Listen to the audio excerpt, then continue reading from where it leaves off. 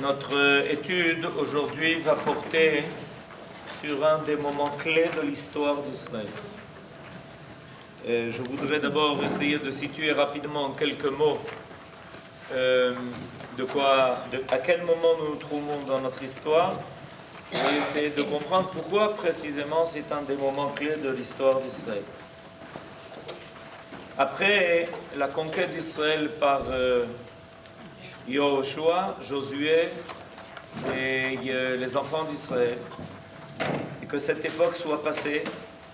À l'époque de Josué, on est encore très proche de la période de Moshe Rabbeinu, Yahushua et son élève, donc on est encore sur les traces de Moshe Rabbeinu. Va survenir dans notre histoire une période assez longue qui s'appelle la période des juges, et qui va se prolonger pendant plus de 360 années. Et cette période est une période très particulière. Il y a un livre entier qui concerne cette période-là, qui s'appelle le livre de Shoftim, les juges, après le livre de Yahushua dans la Bible. La fin de cette époque se termine par une phrase qui est répétée d'ailleurs plusieurs fois dans le livre de Shoftim, Bayamim Haem, en ces jours-là, En Melech be'Israël, il n'y a pas de roi pour le peuple. Ish ayashar be'inav ya'aseh, chacun fait ce qui lui semble bon à ses yeux. Alors on comprend que ce n'est pas l'idéal. Un peuple qui pendant pratiquement 4 siècles va devoir mener sa vie nationale sans qu'il n'y ait un chef à la tête qui puisse conduire tout le peuple et faire progresser l'histoire d'Israël en vue de son but, ça pose un problème, et ça pose beaucoup de problèmes. C'est pour ça que le livre des juges est considéré comme une période très agitée dans notre histoire, avec une histoire en pic, avec des sommets et en même temps aussi avec des chutes, avec des échecs. Et voilà que le prochain livre, qui est le livre de Shmuel, va commencer une nouvelle phase dans notre histoire. Comme son nom l'indique, ce livre-là s'appelle le livre de Shmuel. C'est donc qu'il va faire apparaître ce personnage dont on a entendu parler, qui s'appelle Shmuel, Samuel, qui est connu comme étant un prophète et qui va changer complètement le fil de notre histoire. Évidemment, ce qui va se passer à son époque va être construit sur ce qui a déjà été fait, mais en même temps va lui donner une nouvelle direction. En effet, Shmuel va être celui qui va porter le remède à ce qui est dit dans le livre des juges, que le peuple d'Israël se trouve sans dirigeant, sans un roi, puisque Shmuel va avoir le mérite de donner au peuple d'Israël non pas un roi, mais 2 rois. Le premier va être le roi Shaoul, le deuxième va être le roi David.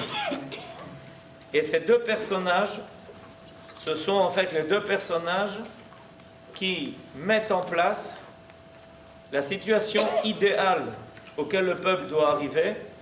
En effet, Maïmonide nous enseigne qu'avec notre entrée en Eretz Israël, nous avons reçu 3 mitzvot, 3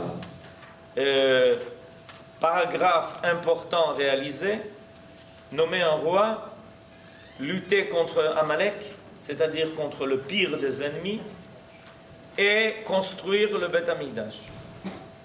Shmuel va être celui qui va déclencher la possibilité de faire apparaître précisément la royauté, et donc de permettre la lutte contre Amalek et la victoire sur le peuple méchant de l'histoire. Entre-temps, il a eu des successeurs, et de construire le Beth Amikdash. Et il faut savoir que Shmuel va être mêlé à ces trois éléments essentiels. C'est lui qui va nommer le premier roi d'Israël, le roi Shaoul, donc il va changer complètement l'image de ce que nous avions en tant que peuple. C'est lui qui va donner l'ordre à Shaoul d'aller se battre contre Amalek parce qu'il est de la tribu de Binyamin et par tradition nous savons que c'est par la tribu de Binyamin que Amalek tombera parce qu'il est le seul des enfants de Yaakov à ne pas avoir été se prosterner devant Esav. Il n'était pas encore né. Donc il a gagné et il est le descendant de Rachel et il est celui qui va dresser avec le roi David les plans du Beth Amikdash. Donc les trois paramètres essentiels de l'aboutissement de l'histoire d'Israël passent par Shmuel. Donc vous voyez qu'il est un carrefour essentiel de notre histoire et il va avoir la force de changer ce qui pendant très longtemps semblait impossible à réaliser. Il va avoir la capacité, parce que d'abord c'est un prophète d'une dimension énorme, de repérer celui qui est capable d'assumer le rôle de roi.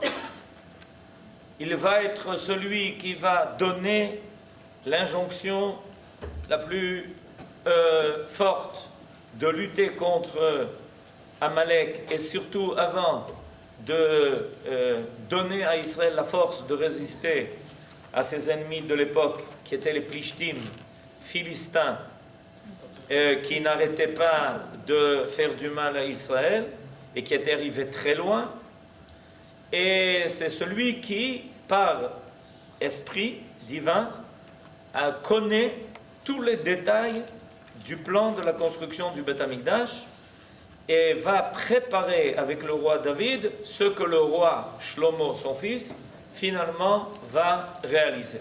Donc on a affaire ici à un personnage qui rassemble en lui énormément de qualités, énormément de vertus, énormément de possibilités. Et notre question aujourd'hui va être de savoir d'où ça lui vient. Comment se fait-il que Shmuel est un personnage d'une telle grandeur, d'une telle dimension, qui va être capable de ce que n'ont pas été capables de faire avant lui d'autres, puisqu'il y a eu des juges, toute l'époque des juges, il y a eu des juges, et de grande envergure. On a entendu sûrement parler de Gidon, de Yiftach, de Shimshon, et ce sont des grands personnages, mais Shmuel va d'un seul coup ouvrir un nouvel horizon, et notre question aujourd'hui est de savoir d'où ça vient. Qu'est-ce qui a fait que Shmuel est arrivé là et de quoi il est né? Il n'est pas né de rien. Et alors c'est le but de notre étude aujourd'hui. Alors vous avez sous les yeux le premier verset du livre de Shmuel. Nous allons les lire ensemble. Pour aider ceux qui n'ont pas fini l'Ulpan, vous avez les traductions en français aussi. Alors, moi je lis directement le texte en hébreu. Vayehi ish echad min haramatayim sofim. Mehar Ephraim, Ushmo Elkana ben Yerocham ben Elihu, ben Tohu ben Souf Ephrati. Donc, il y avait un homme, Ish Echad, dans la Bible, c'est pas n'importe qui, c'est Ish. On se rappelle de cette Mishnah dans Pirkei Avot, où il est marqué Bemakom she'en anashim, Ishtadel liot Ish. Ish, c'est un homme qui a toujours une importance. Ish. Alors, Hachem, Ish Milchama. Même Akadosh Baruch Hu reçoit cet attribut de s'appeler Ish. Alors il y avait donc un endroit qui s'appelait Ramatayim Tsofim. Tsofim, ça veut dire voir au loin. Litzpot, ça veut dire voir au loin. Donc il y avait un endroit d'où on pouvait voir les choses. Dans la montagne de Ephraïm, il y avait là-bas un homme qui s'appelait Elkana, on donne son ascendance. Et en fait, cet homme-là est de la tribu de Lévi. Velo shte nashim. Je continue le verset 2. Shem achat Hana veshem hashenit Penina. Vayi li Penina yeladim ou le Hana en yeladim. Et en très peu de mots, comme d'habitude, la Bible, qui aime être concise, nous résume la situation familiale. La situation familiale, c'est que cet homme-là avait 2 femmes. Une s'appelle Penina, l'autre s'appelle Hana. Et tout de suite, en juxtaposé et en contraste, la situation de Penina, elle a des enfants. La situation de Hana, elle n'a pas d'enfants. Ve'ala ha'isha hu me'iro miyamim yamima le'ishtachavot ve'lizboach l'Adonai tsevaot be'shilo. Et là, 3e phrase, après qu'on a su d'où était cet homme, qu'on a su quelle était sa situation familiale, on en arrive à la 3e donnée. Et la 3e donnée, c'est qu'est-ce que cet homme fait dans sa vie? Voilà, qu'est-ce qu'il fait dans la vie, cet homme-là? Puisque la Bible a décidé de nous en parler. La Bible ne décide pas de parler de tout personnage. Il y a des millions et des millions de gens. Si la Bible a décidé de se focaliser sur un personnage, c'est qu'il y a donc quelque chose à dire à propos de lui. Alors on a entendu d'où il venait, on sait quelle est la situation familiale qui le concerne, et puis ça nous rappelle évidemment d'autres personnages qui se trouvaient dans la même situation, de mères qui n'arrivaient pas à avoir d'enfants. Ok? Sarah, Rivka, Rachel, et il y en a qui disent même Léa. Et puis voilà, on arrive donc à Hana. Et puis maintenant, on nous dit qu'est-ce qu'il faisait dans la vie. Qu'est-ce qu'il faisait dans la vie? Ben, il faisait beaucoup de choses. Ben, ça, selon la Bible, il faisait une chose. C'est ça qui est intéressant. C'est toujours important d'essayer de se remettre dans l'image de ce qu'on est en train de nous présenter. Qu'est-ce qu'un homme fait dans sa vie? Ben, il fait beaucoup de choses. Il a un travail. On aurait pu nous le décrire comme étant un berger, comme étant quelqu'un qui avait un métier, quelqu'un qui œuvrait pour certaines choses, peut-être qui remplissait un rôle important dans son peuple. Comme par exemple nous sont présentés les juges dans le livre des juges, qu'ils faisaient des guerres, par exemple. Les juges faisaient les guerres d'Israël. Parce qu'à l'époque des juges, on n'était pas en très bonne situation, puisqu'on n'avait pas cette unité. Alors nos ennemis, cette unité qui est essentielle, nos ennemis autour de nous le sentaient, donc ils nous faisaient la guerre incessamment. Pendant toute la période des juges, on est en guerre. Ça fait à peu près 4 siècles, plus ou moins, on est en guerre. C'est beaucoup pour un peuple, être en guerre 400 ans. Imaginez-vous, on est en guerre depuis 3 semaines. Alors imaginez-vous, pratiquement 400 ans, on est en guerre. Et puis donc on aurait pu nous présenter aussi Elkana comme étant... et puis on nous dit non, il fait une chose. Ah oui, qu'est-ce qu'il fait? Ben, il fait la chose suivante. Or cet homme partait de sa ville chaque année pour se prosterner et sacrifier à l'Éternel Tsevaot à Shiloh. Alors, quelques mots pour comprendre ce que la Bible est en train de nous dire, parce qu'elle nous dit une chose énorme. Comme d'habitude, si elle a choisi de nous dire ça, ça veut dire qu'il y a là, dans ces mots, quelque chose qui est énorme. Alors on va essayer de comprendre qu'est-ce qu'elle est en train de nous dire. Le Beth Amikdash n'a pas été construit. Mais on a quand même les tables de la loi. Depuis qu'elles nous ont été données au Sinaï, on a avec nous les tables de la loi. On a les tables qui nous ont été données par la Kadosh Baruch Hu. Imaginez-vous, on a en notre possession, nous le peuple d'Israël, 2 tables qui sont venues du ciel.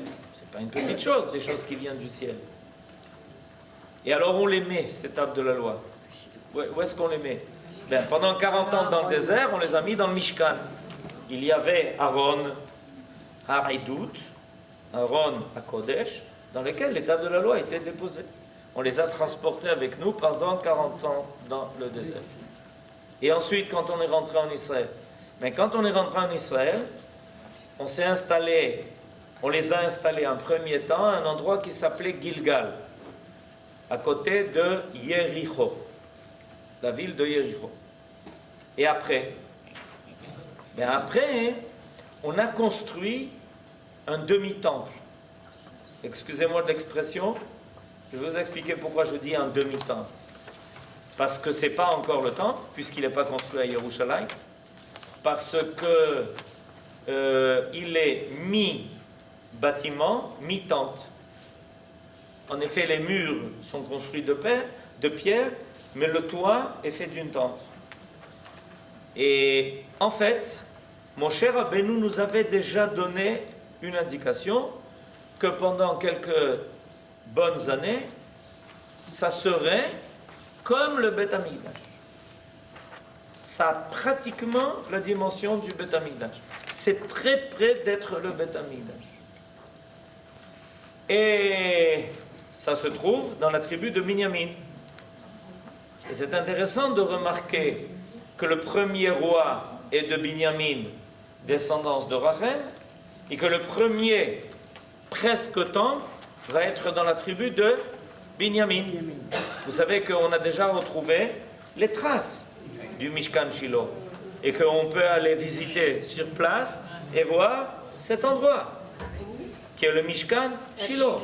Et on a retrouvé tous les vestiges qui permettent de confirmer que c'est bien à cet endroit là-bas que se trouvait donc presque ce temple. Mais ce n'est pas encore entièrement le temple, parce que le temple doit être construit à Yerushalayim, et ça doit figurer dans la tribu de Yehuda, qui vient de Léa. On a deux forces dans notre peuple, Rachel et Léa. Léa et Rachel. Ce sont les deux forces, les deux femmes de Yaakov, qui amènent deux forces, qui doivent se compléter, d'où deux rois.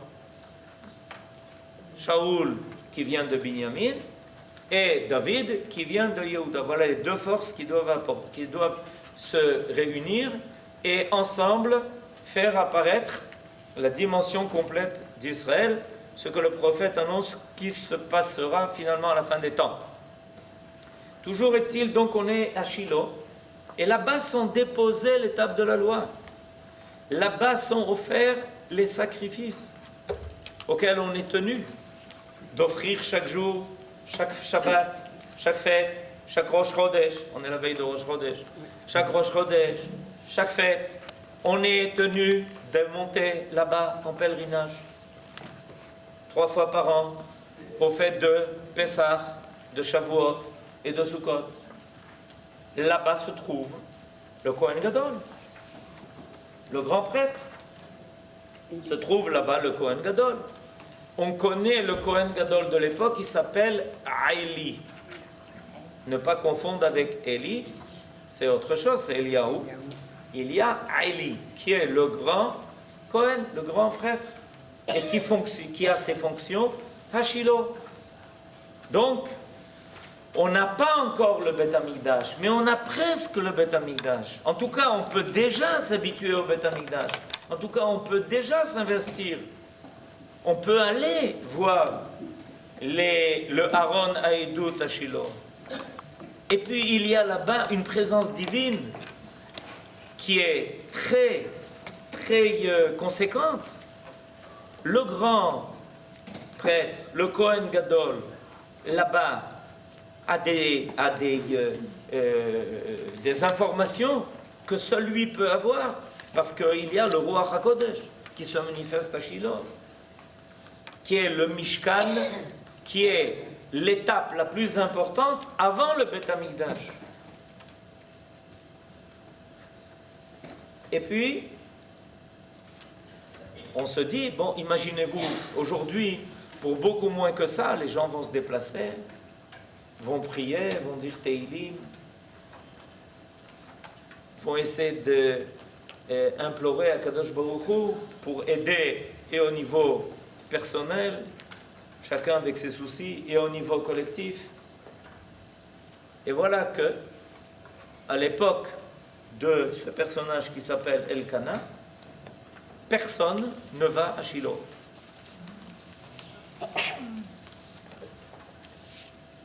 Imaginez-vous qu'on vous dise maintenant que quelque part se trouvent les 2 tables de la loi qui ont été données au Sinaï. Avec tout ce que ça comporte. Par exemple, le Sefer Torah de Moshe Rabbeinu. Moshe Rabbeinu a écrit un Sefer Torah. Ce Sefer Torah était placé à côté des 2 tables de la loi. Juste l'un à côté de l'autre. D'accord? Imaginez-vous qu'il y a un endroit où on vous dit maintenant les 2 tables de la loi. Ça doit se passer ici à mon avis. En tout cas, c'est pas la sirène, ne vous inquiétez pas. Et en ce moment, la sirène est en train de sonner dans beaucoup d'endroits en Israël, mais nous, on est à la sirène de la Torah pour le moment. Alors, imaginez-vous la situation. Imaginez-vous la situation dans laquelle on est. Se trouve le Mishkan Shiloh, là-bas les 2 tables de la loi qui ont été données au Sinaï. Le Sefer Torah posé à côté de ces 2 tables de la loi. Le Kohen Gadol à qui on peut s'adresser pour recevoir des réponses qu'on ne peut pas voir autrement qu'en posant la question au Kohen Gadol qui par l'intermédiaire des Urim et des Tumim, c'est-à-dire du pectoral qu'il a sur lui et des pierres qui éclairent et qui donnent la réponse aux questions que l'on pose. Personne ne s'adresse, personne ne va au Mishkan Shiloh, personne ne vient faire les fêtes de pèlerinage. Le Mishkan Shiloh est ignoré. Alors on va lire un midrash. C'est le midrash que vous avez dans la source numéro 2. On va le lire dans un premier temps en hébreu. Et puis ensuite on dira quelques mots pour vous dire le contenu de ce midrash, pour ceux qui n'auront pas encore compris complètement ce qui nous est dit là. Ve'ala Aish Aou Meiro. Avant de commencer le midrash, je vous ferai remarquer qu'il est marqué que la traduction s'est permis de rater ici un mot essentiel. Ces derniers jours, on a déjà remarqué ça un certain nombre de fois. Et celui qui a traduit a dit « Or, cet homme partait de sa ville ». Or, en hébreu, il est marqué « Et cet homme montait de sa ville ». Et il y a une grande différence. Parce que imaginez-vous que quelqu'un qui fait son alia en Eretz Israël, on se contenterait de dire de lui qu'il est parti en Eretz Israël. Et c'est une injure. Au lieu de dire qu'il est monté en Eretz Israël, on a dit qu'il est venu en Eretz Israël. Il n'est pas venu en Eretz Israël, il est monté en Eretz Israël. Le mot la'alot ici est quelque chose d'essentiel. Parce que quand on parle dans la Bible du principe de monter, il ne s'agit pas seulement de monter de ses pieds, mais il est évident qu'il y a là quelque chose qui traduit une élévation de tout le personnage. Ve'ala Aishahu Miro. Et ce personnage, cet homme-là particulier, montait de sa ville. Alors le Midrash dit la chose suivante. Elkana ve'ishto bana ve'achiotav ve'kol kerovav aya ma'ale imo la regel. Je suis la source numéro 2. Ubaim velanim berechova shel ir ve'aita המדינה מרגשת והיו שואלים אותן להיכן תלכו ואומרים לבית השם שבשילה שמשם תצא תורה ומצוות ואתם למה לא תבואו עמנו ונלך יחד. Alors, première partie du Midrash. Elkana et sa femme, laquelle?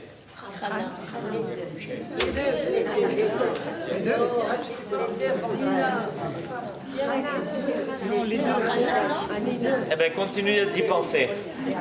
Elkana veishto, Elkana et sa femme, Banav et ses enfants. Ça y est, vous avez changé d'avis.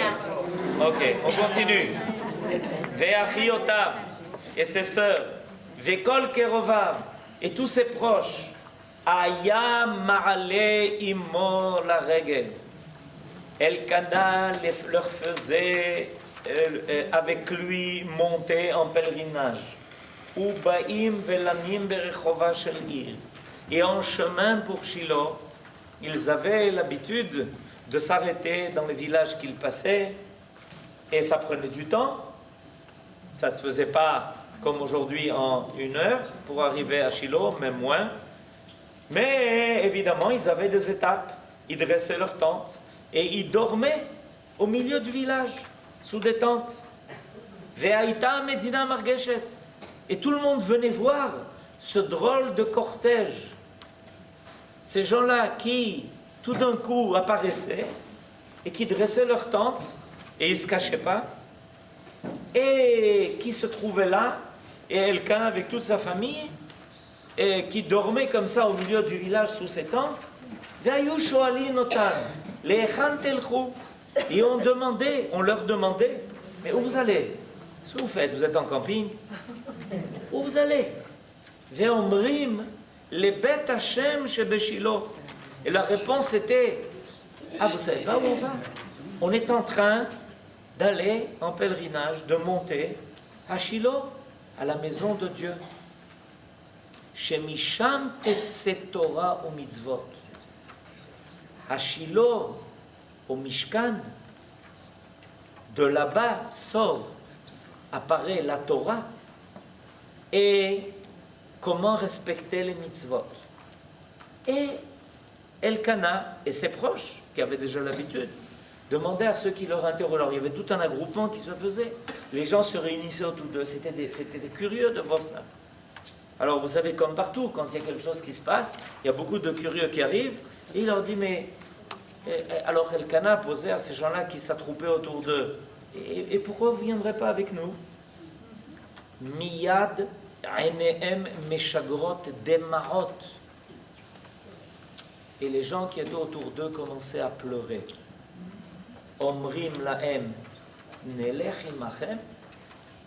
Et les gens leur demandaient, quoi?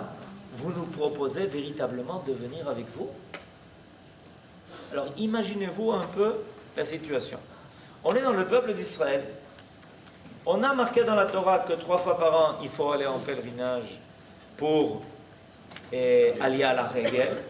Il y a 3 fêtes qui s'appellent Aliyah la Regel, Pesach, Shavuot et Sukkot. Personne n'y pense. Et voilà que tout d'un coup, des gens un peu particuliers, avec toute la famille, les enfants, imaginez-vous, ça faisait du bruit, le biberon, etc. Et puis, tout d'un coup, ils voient ces personnages-là, et on leur demande, mais où vous allez, qu'est-ce que vous faites? On va à Shiloh. À Shiloh, pourquoi à Shiloh? Qu'est-ce qu'il y a à Shiloh? À Shiloh, vous ne savez pas? Ben c'est là-bas que se trouve la Torah que l'on a reçue au Sinaï. Ah oui, on a entendu vaguement cette affaire. Et la rencontre avec Elkanah et sa famille provoquait tout d'un coup des sentiments chez les personnes qui venaient les voir. Et ça se passait pendant des heures et des heures. Et vous n'imaginez pas que ça se passait de façon passive. Elkanah était là-bas. Et il commençait à expliquer aux gens. C'est quoi le Mishkan? C'est quoi l'étape de la loi? C'est quoi cette Torah que nous avons reçue au Sinaï? Pourquoi l'importance d'aller à la rencontre de ça? Qu'est-ce qu'on y trouve? Qu'est-ce que ça va provoquer chez l'individu de précisément se diriger vers cet endroit où on peut retrouver ce qui nous a été donné déjà il y a si longtemps, mais qu'on peut rencontrer dans toute son authenticité? Alors les gens commençaient à pleurer. Petit à petit, ça apparaissait en eux. Et au début, avec les hésitations, on a toujours des hésitations. Et puis finalement, ils en arrivaient à poser la question, mais on vient avec vous? C'est comme beaucoup d'autres occasions. Quelqu'un prend l'initiative de quelque chose, et puis tout d'un coup, on reçoit un coup de téléphone. Il paraît que on peut venir avec toi. De lui-même, la personne n'aurait pas pensé. Mais une fois qu'on lui a proposé, et qu'elle sent l'importance de la chose, la valeur de la chose, tout d'un coup, ce désir apparaît aussi en lui. Et il est prêt à se joindre. Nelech imachem, on peut venir avec vous. Ve'omrim lahem en. Et bien sûr. Vadaï. Nous sommes là pour que les autres se joignent à nous. Ad leshana aba'a chamisha batim olim la regel. L'année d'après, il y avait déjà 5 familles qui se joignaient à eux. Leshana acheret asara batim. Et l'année d'après 10. Ad she'ayu kulam olim. Imaginez-vous la révolution que Elkana a provoquée, lui et sa famille, par ténacité, par ce travail régulier, d'année en année, de continuer à monter à Shiloh alors que personne ne le faisait, une mitzvah qui paraît simple, qui a peut-être même un côté très sympathique, de partir comme ça en voyage avec toute la famille. D'accord ? En roulotte. Et puis voilà que petit à petit, le peuple entier commence à s'éveiller et à retrouver ce principe essentiel qu'il n'est pas possible qu'il y ait un endroit pareil où se trouve l'étape de la loi, où on était tous présents pour recevoir la Torah, qui est là-bas et qu'on ignore. Et que chacun, peut-être, cherche là où il se trouve une solution à ses problèmes, alors qu'on peut arriver au Mishkan Shiloh, prier, invoquer Akadosh Baruch Hu, recevoir même des réponses du Kohen Gadol, et sa bracha, et tout le travail extraordinaire aussi que le peuple se réunisse. Parce que rappelons-nous, qu'est-ce qu'était la période des juges? Chacun pour soi, chacun pour soi. Non, ne continuez surtout pas. Chacun pour soi, chacun pour soi. Ne continuez surtout pas. Et puis voilà que Elkana réussit à amener tout le peuple à Shiloh. Alors qu'est-ce qu'il a réussi d'un seul coup? D'un seul coup, il a réussi les 2 dimensions nécessaires à ce que le peuple d'Israël se prépare à l'étape suivante, qui est que le peuple commence à fonctionner en tant que peuple, avec toutes ses tribus, et que ce peuple-là sache que sa rencontre essentielle, c'est avec celui qui les a fait sortir d'Égypte, qui leur a donné la Torah, et qu'il est prêt à les rencontrer chaque année, 3 fois par an. Quand ils viennent le voir, lors des fêtes de Aliyah la Regen, Hachem Yir'eh, Hachem Yerae. Qu'est-ce qu'il est dit à propos de ces fêtes-là? Que Dieu vient voir ceux qui viennent le voir et se dévoile à eux. Ou baderech she'aya ole shana zo, lo aya ole shana acheret. Mais le Midrash continue à nous dire des choses extraordinaires qu'avait l'habitude de faire Elkana et sa famille. Parce qu'ils avaient compris le rôle qu'ils avaient à remplir à leur génération. À chaque génération, on se pose la question de savoir qu'est-ce qu'il nous reste à faire. Alors la réponse, elle est facile. Il reste toujours quelque chose à faire. Seulement, il faut savoir quel est le rôle qui t'a imparti à toi, à l'endroit où tu te trouves et au moment où tu te trouves. Et Elkana et sa famille avaient compris. Plutôt que de faire des grands discours, plutôt que de faire une philosophie pour les autres, on va donner l'exemple. On va faire quelque chose qui paraît au départ insignifiant. Quoi? Partir de sa maison, avec sa tante et ses enfants, et la famille et aller au Mishkan Shiloh. Mais leur but venait de leur amour profond de leur peuple. Et ils avaient dans leur cœur la volonté d'éveiller leur peuple à cette chose essentielle. Et en réalité, si on réfléchit bien, ce que Elkana est en train de faire à ce moment-là, lui et sa famille, c'est la préparation à deux choses essentielles. Il ne peut pas y avoir de roi en Israël s'il n'y a pas de peuple. C'est comme ça que nos sages expliquent. Rabbeinu Bechaye exprime de la façon la plus nette. Il n'y a pas de roi sans peuple. Non, parce que des fois, on imagine qu'il y a un roi qui tout d'un coup tombe du ciel. Il est arrivé. Et puis le peuple dit, ah, il faudrait qu'on soit aussi un peuple. C'est pas comme ça que ça se passe. C'est le contraire. Il n'y a pas d'idée de roi, de manig, de quelqu'un qui est capable de prendre des initiatives pour faire avancer l'histoire d'Israël, sans qu'auparavant ne se cristallise l'idée du peuple. Or, qu'est-ce qui nous est dit dans le livre des Juges?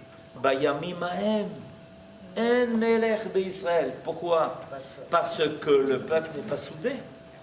Alors Elkana prend comme première initiative d'arriver à éveiller dans son peuple la volonté d'être un peuple. Et c'est pour ça que le Midrash nous dit que chaque année, il n'empruntait pas le même chemin. Il y avait des années où il passait par là, et il y avait des années où il passait par le Kvish Shishim, et il y avait des années où il passait par le Kvish Shesh, Shishim, bientôt il y aura Shesh Meot. Toujours est-il que on changeait. Il changeait de parcours pour que d'autres personnes le rencontrent. Ad she'ayu kulam olim. Amar lo Akadosh Baruch Hu. Akadosh Baruch Hu s'est adressé à Elkana. De là, on sait que Elkana était prophète. Elkana fait partie de ceux qui sont définis comme étant prophètes. Elkana, Akadosh Baruch Hu s'adresse à lui. Elkana, Ata ichrata et Israël lekav zechut. Ata, toi Elkana, tu as réussi à amener à mon peuple à tellement de mérite, parce que figure-toi que depuis des années je les attendais. Nos sages nous disent dans le traité de Brachot quelque chose de très grave. C'est que si un jour Akadosh Baruch Hu vient au Beth Knesset et qu'il ne trouve pas Minyan, 3 points de suspension. Parce que Akadosh Baruch Hu a l'habitude de venir au Beth Knesset recevoir ceux qui viennent prier en minyan. Et puis voilà qu'un jour il arrive au Beth Knesset et il attend et il n'y a pas minyan pour dire Kaddish et Kedusha, Barechu et Kriyat Torah et Birkat Kohanim. Ils ne sont pas là, il n'y a pas minyan.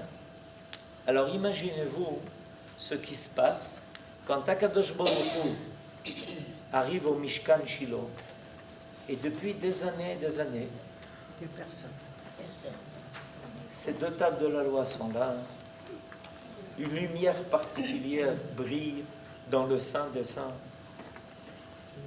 Il y a là-bas le Kohen Gadol. Et personne ne vient. Alors Akadosh Baruch Hu s'adresse à Elkana comme à son bien-aimé, à son fils, en lui disant, regarde, depuis des années j'attends le rendez-vous. Je suis là et j'attends que quelqu'un vienne bien me voir. C'est gentil.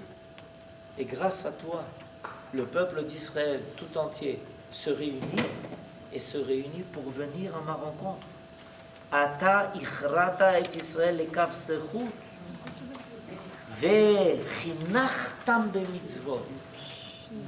Chinachtam bemitzvot. Tu les as. Chinachtam, c'est du mot chinour, mais c'est comme Chanoukat Habayit. C'est-à-dire, tu les as introduits. Tu as amené quelque chose de nouveau, un souffle nouveau. Vezachu rabim al yadcha. Et grâce à toi, des milliers aujourd'hui trouve ça normal de venir 3 fois par an à Shiloh. Ani otzi ben mimcha sheyachria et Israël lekav zechut. Elkana, grâce à ce mérite, puisque tu as été celui qui a amené Zchut Arabim. Zchut Arabim, c'est la capacité de faire profiter le peuple, le Kaal, le Tzibour, leur permettre de profiter des mérites d'une mitzvah. Les mitzvot attendent. Et des fois, pour des situations multiples, on n'en profite pas. Ça veut dire quoi qu'on n'en profite pas? Ça veut dire qu'on ne retire pas le sucre. On n'arrive pas à obtenir ce que ces mitzvot sont capables de nous donner. Et puis voilà que Elkana permet au peuple tout d'un coup de s'attacher à cette mitzvah, qui évidemment va en entraîner d'autres.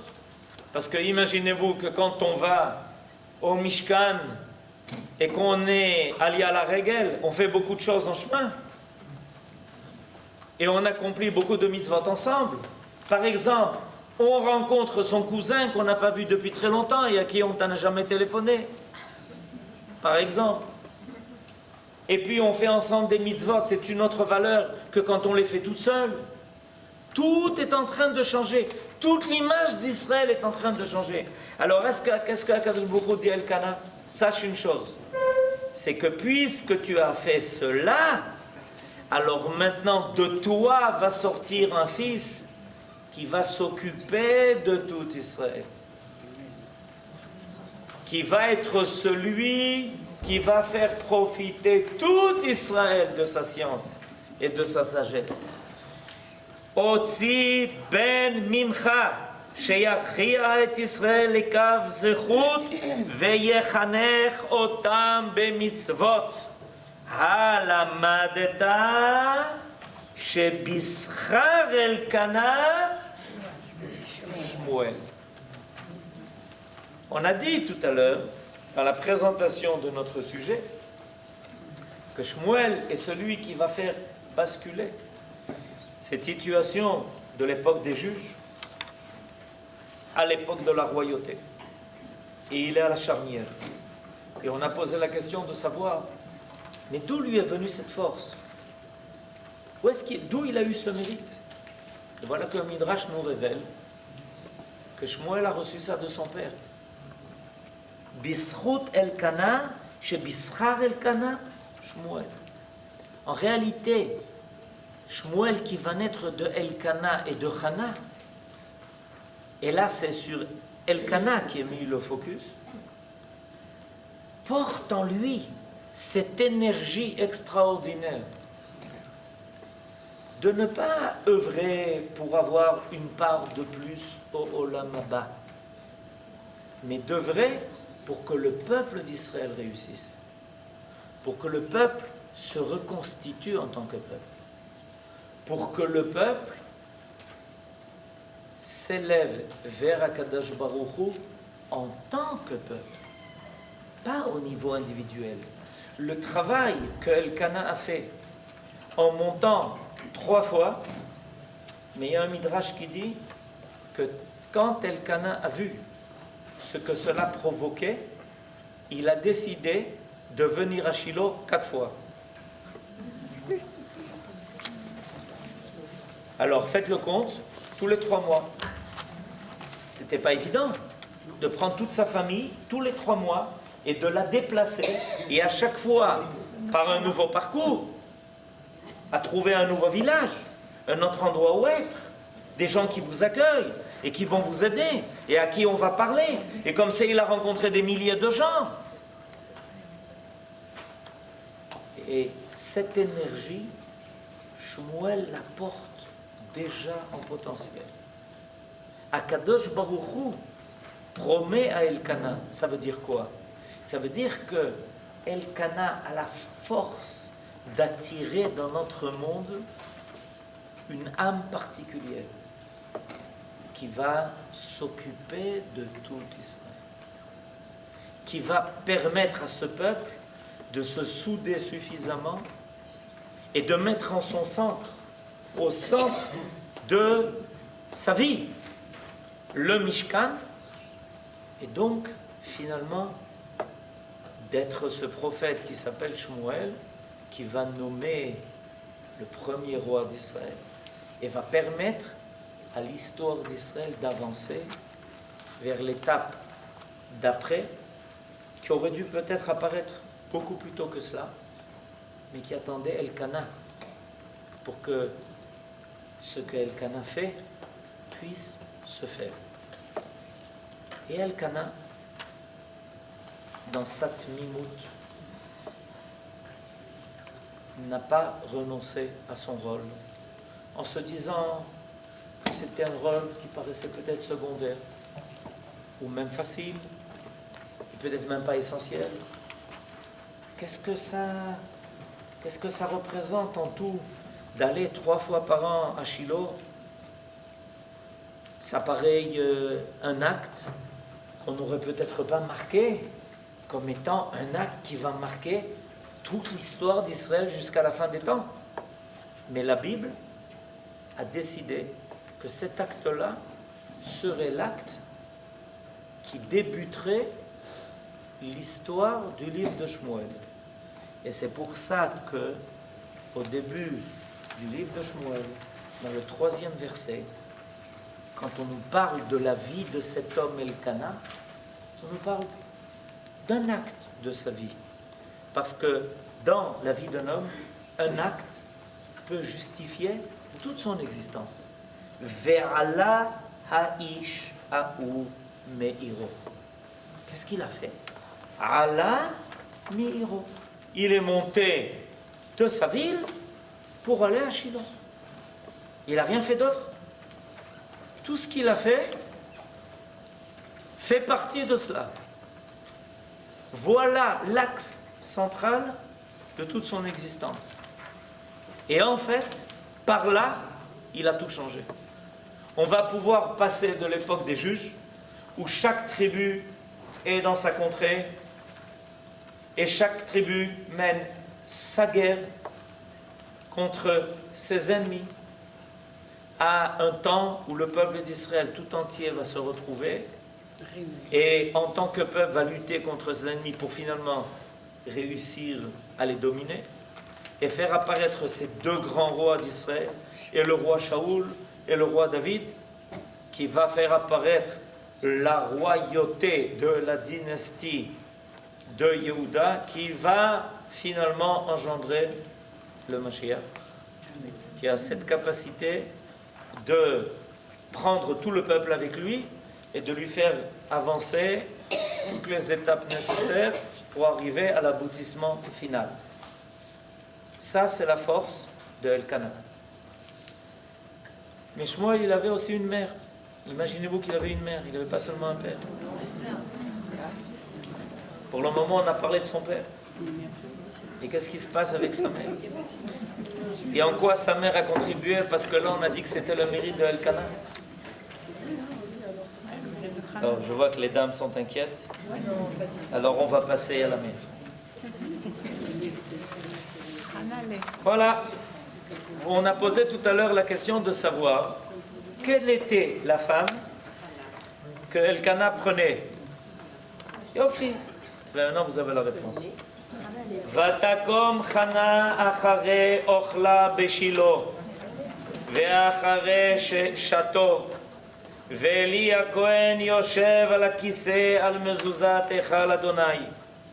Un jour, après qu'on eut mangé et bu à Shiloh, Chana se leva. Qui était à Shiloh? Chana.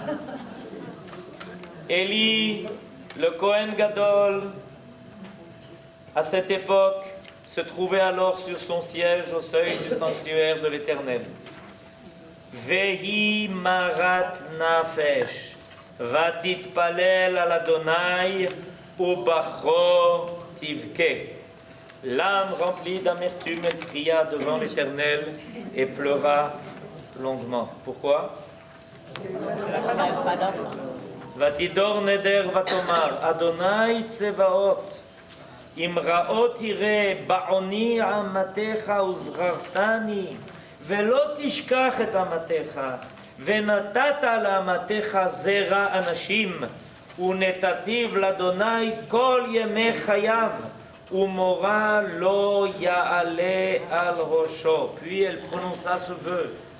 Éternel Tsevaot, si tu daignes considérer l'affliction de ta servante, te souvenir d'elle et ne point l'oublier, si tu donnes à ta servante un enfant, je le vouerai au Seigneur pour toute sa vie, et le rasoir ne touchera pas sa tête comme un nazir.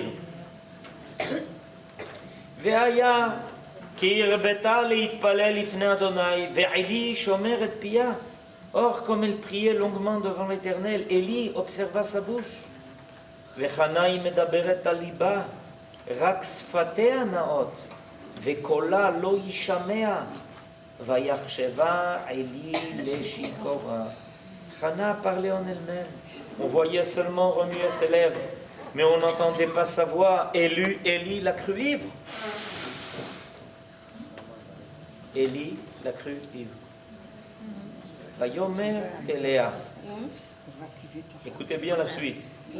Vayomer Eléa, verset 14. Vayomer Eléa Élie.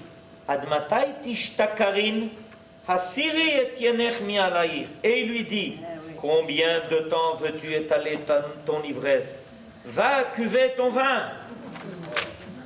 Alors maintenant, je fais un petit exercice. Vous êtes, je parle aux dames, d'accord? Je parle aux dames, vous ne vous vexez pas. Vous êtes à la place de Hana et vous entendez ça du Kohen Gadol. Qu'est-ce que vous faites? Vous pleurez encore plus.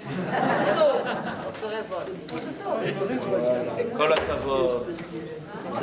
Vous avez répondu comme une femme. Elle a complètement. Vous savez quoi? Elle a complètement. Je me sauve qui peut. Mais quelle honte! Imaginez-vous le Kohen Gadol qui s'adresse à Hana et qui dit à Hana, dis-moi, tu n'as pas trouvé un autre endroit où venir cuver ton vin? On a de quoi se vexer ou pas? Hana, normalement, j'ai dit aux femmes.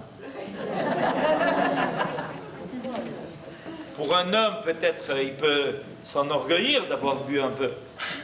Mais imaginez-vous que, heureusement pas, mais imaginez-vous que Hana entende ces mots de la part du Kohen Gadol, qui la soupçonne d'être ivre. Hana, a priori, aurait dû vexer au plus profond de son âme, déjà elle qui souffre tellement, qui n'arrête pas de pleurer parce qu'elle n'a pas d'enfant. Et au lieu que quelqu'un la comprenne, et comprenne sa douleur,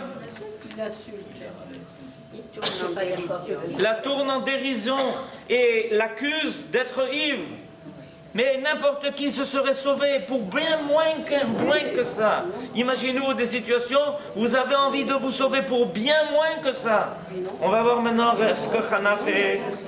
On va voir maintenant ce que Hana fait. Verset 15. Vata'an Hana vatomer. Lo Adoni. Isha keshat ruach anochi. Veyain veshechar lo shatiti. Vaeshpoch et nafshi lifnei Adonai. Hana répondit non, Seigneur. Et selon une certaine lecture, elle lui a dit Ata lo Adoni. Je ne suis qu'une femme au cœur navré, je n'ai bu ni vin ni liqueur, j'ai seulement épanché mon âme devant l'Éternel. Al titen et amatecha lifne bat belial, ki merov sichi vechaasi dibarti adena. Ne prends pas ta servante pour une femme perverse, car c'est l'excès de mes griefs et de ma douleur qui m'a fait parler si longtemps. Hana accepte d'être vexée, elle rectifie ce que Élie pense d'elle, et continue à poursuivre le but qu'elle s'est fixé. Elle est venue à Shiloh. Regardez, il y a ici un point extraordinaire.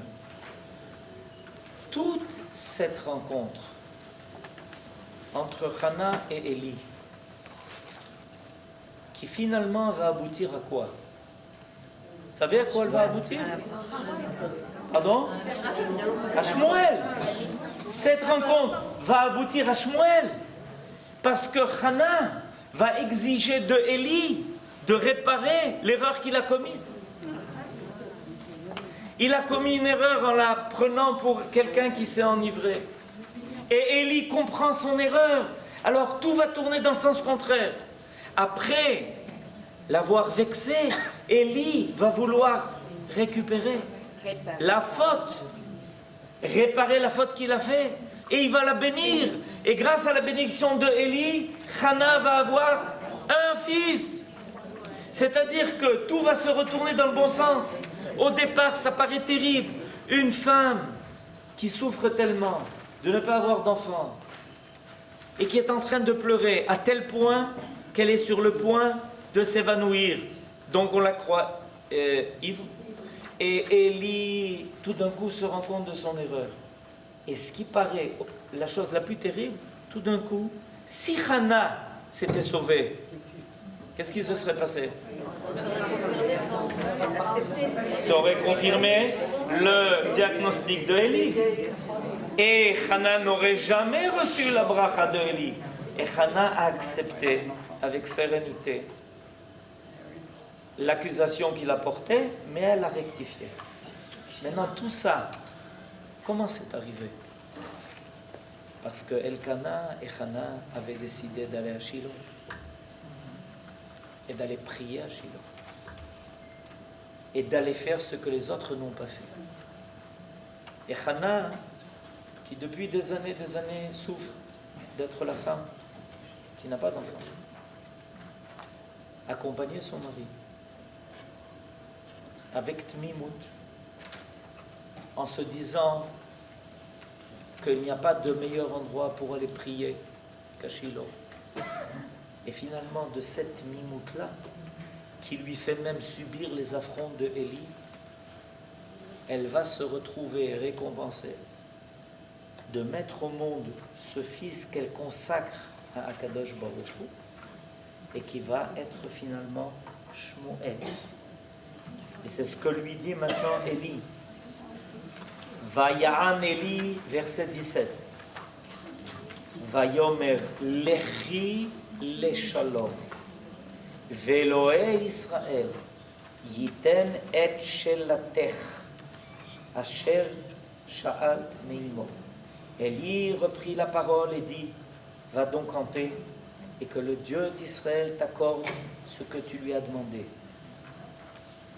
Et réponse à ce moment-là de Hannah, Vatomer, Timtsa shifratecha chen be'enecha, Vatelecha isha ledarka vatochal, Upanea lo ayu laod. Et Hannah dit, puisse ta servante trouver grâce à tes yeux.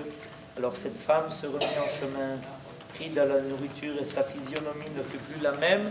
Et Hannah à ce moment-là a compris qu'elle allait avoir un fils. On a fait aujourd'hui rejoindre la tmimout de deux personnages. La tmimout de Elkana, qui a pris sur lui une tâche qui paraissait accessoire, d'amener Israël à retrouver son Dieu à Shiloh et de se retrouver en tant que peuple. Et on a trouvé la tmimout de Hannah, que rien ne fait renoncer à sa volonté d'avoir un fils, un enfant. Même les affronts qu'elle subit de la part de Élie en laissant croire qu'elle est ivre. La tmimout du père de Shmuel et la tmimout de la mère de Shmuel, Hannah, réunis ensemble, vont faire apparaître ce personnage extraordinaire qui va avoir en lui l'énergie et de Elkana et de Hannah pour finalement déclencher l'époque extraordinaire de Shaoul et de David qui vont mettre en place la royauté d'Israël et finalement nous faire parvenir au Beth Amikdash qui est la suite normale et qui va compléter la dimension du Mishkan Shiloh que Elkana et Hana avaient sauvé. Be'atzlacha.